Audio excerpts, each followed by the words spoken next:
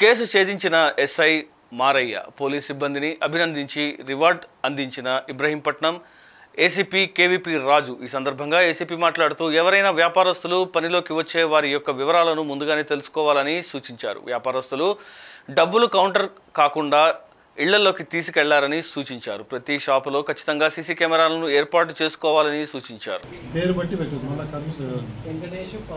వెంకటేష్ పవన్ వినయ్ కుమార్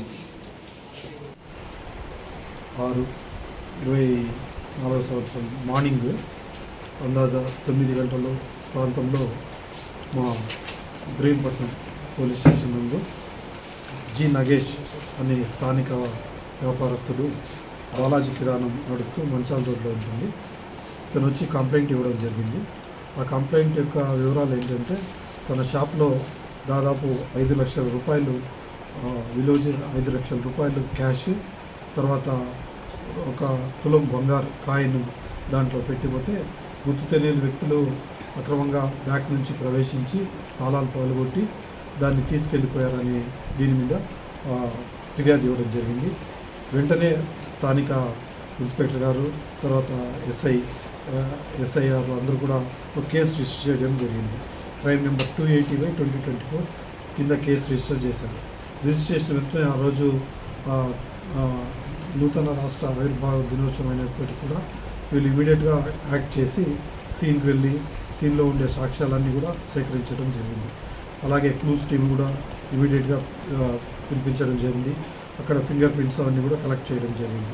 అయితే ఈ దీంట్లో అన్నీ చేస్తున్న టైంలో ఆ రోజు రాత్రి జరిగిన టవర్ డంప్ అవన్నీ కూడా తీసుకొని ఎక్కడెక్కడ ఎంతమంది కాల్స్ మాట్లాడారు ఇవన్నీ కూడా విశ్లేషణ చాలా సమయం పట్టింది. ఎవరెవరు ఫోన్లు మాట్లాడారు, ఎవరెవరు మాట్లాడారు, వీళ్ళ దగ్గర పనిచేసే వాళ్ళు ఏంటిది, వాళ్ళు ఏ కాల్స్ మాట్లాడారు అవన్నీ కూడా కొద్దిగా డీటెయిల్గా అనాలిసిస్ చేయడం జరిగింది, టెక్నికల్ అనాలిసిస్ చేయడం జరిగింది.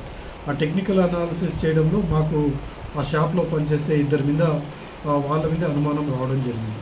అనుమానం రావడంతో పాటు ఇంకోటి ఏంటిదంటే దాంట్లో వీళ్ళు ఒకే వ్యక్తికి ఫ్రీక్వెంట్గా కాల్స్ చేస్తున్నారు. ఆ ఫ్రీక్వెంట్గా కాల్స్ చేస్తున్న వ్యక్తిని ఎవరనేది మా ఎస్ఐలు రామకృష్ణ, తర్వాత మారయ్య, తర్వాత హెడ్ కానిస్టేబుల్ సత్యనారాయణ, బాబురావు, మిగతా కానిస్టేబుల్ అందరూ కలిసి ఒక టీం ఏర్పడి ఈ కాల్స్ అన్నింటినీ కూడా అనలైజ్ చేసి ఆ ఒక్క కాల్ ఎవరికి పోయిందని చూస్తే చింతల వినయ్ కుమార్, ఇతను వడ్డే వెంకటేష్ అనే వ్యక్తి బంజారా హిల్స్లో ఉంటాడు. ఇతడు పాత నేరస్తుడే.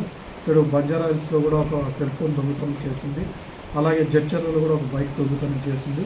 ఈ రెండిటూ చేసిన వ్యక్తి వాళ్ళ ఇతర సహకారం తీసుకొని 1వ తారీఖు రాత్రి ఈ మన ఊరికి వ్యాన్ తీసుకొని రావడం జరిగింది.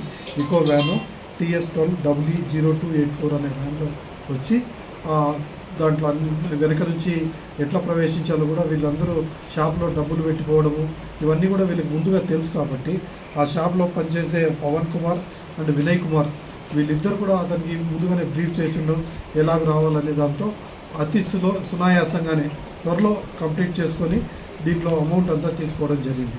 అయితే దీంట్లో షాప్ యజమాని కొద్దిగా కరెక్ట్గా లెక్క చూసుకోలేదు.